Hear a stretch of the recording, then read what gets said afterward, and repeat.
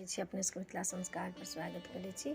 जितिया में की करक चाही या की नहीं करक चाही। देखियो भोरे उठ के पहले नहा लिया, सोना लिया, पूजा पाठ कर लिया। तरकारी में काटे के नहीं छे, धागा तोड़े के नहीं छे, सुई चलावे के नहीं छे, केस में कंघी करे के नहीं छे, नव वस्त्र अहाँ पहिर लिया, नव लहठी चूड़ी पहिर लिया। लेकिन जे कहबे हम सुई चलाब, चाहे धागा तोड़ब, चाहे सब्जी काटब, कते लोग कंपनी में ड्यूटी कर तो धागा काटला नहीं। सबसे बड़का ये चीज खंडित करे के। सास के सामने यहाँ जितिया कर के खरजितिया है। सास मर गई तो यहाँ के जितिया है।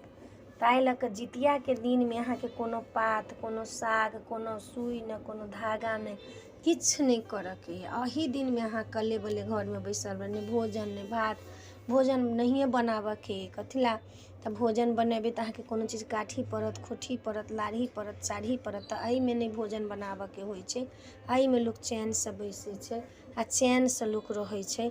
जितिया के दिन लोग बेचैन नहीं रहे छे, खाली भगवान के नाम लिए, भगवान के जाप करू, जितवाहन के कहियन हमरा पार लगा दी, हमर तपस्या ये हे जितवाहन महाराज, हमरा संतान के नीक राखो, भगवान के जाप करू, भगवान के भजन करू, भगवान के गीत गाओ।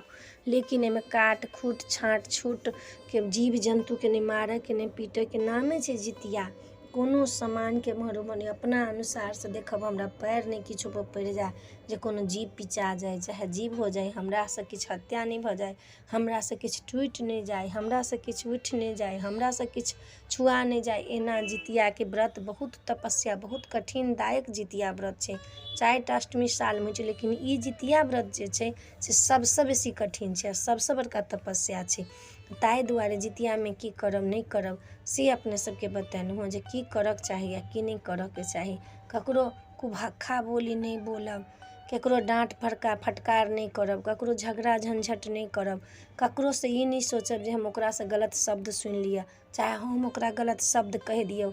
जबान पर कंट्रोल करब, आवाज पर कंट्रोल करब, कोनो गलत सही बात नहीं बाजब, नीक बात बाजब, भगवान के नाम लेब, जितवाहन के नाम लेब, सूर्य के नाम लेब, महादेव के नाम लेब, कृष्ण के नाम लेब, माता रानी के नाम लेब, राधा रानी के नाम लेब, लेकिन अशब्द बात नहीं बाजब। तो अपने सबके जितिया में की करक चाही की नहीं करक चाही, खाए पीबे के तो कोनो सवाले नहीं छे। बच्चों सबके ओहि दिन माछ मांस मदिरा पान सब करऽ के लेल नहीं कहबेन, सब मना कऽ देबेन। जितवाहन के लेल एते तऽ करिए सकै छी। तऽ ताहि दुआरे अपने सबके बता देलहुँ जे जितिया दिन की करक चाही या की नहीं करक चाही। तऽ एहि वीडियो में यही नीक लागत चैनल सब्सक्राइब करब, लाइक करब, कहऽ के नहीं बिसरब। जय मिथिला, जय माता।